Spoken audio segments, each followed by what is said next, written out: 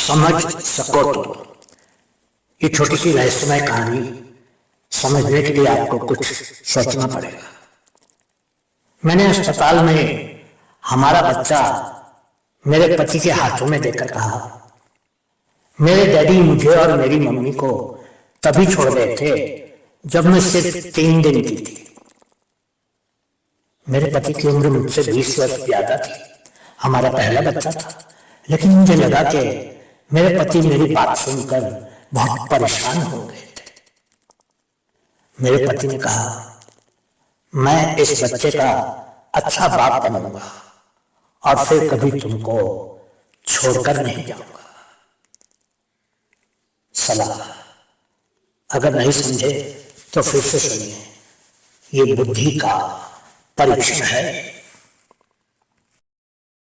समझ सको तो ये छोटी सी रहस्यमय कहानी समझने के लिए आपको कुछ सोचना पड़ेगा।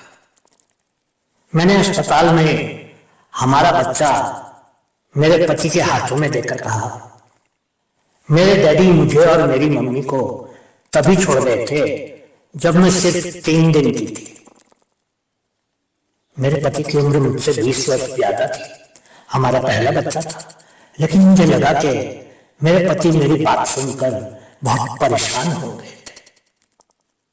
मेरे पति ने कहा, मैं इस बच्चे का अच्छा बाप बनूंगा और फिर कभी तुमको छोड़कर नहीं जाऊंगा। सलाह, अगर नहीं समझे तो फिर से सुनिए, ये बुद्धि का परीक्षण है।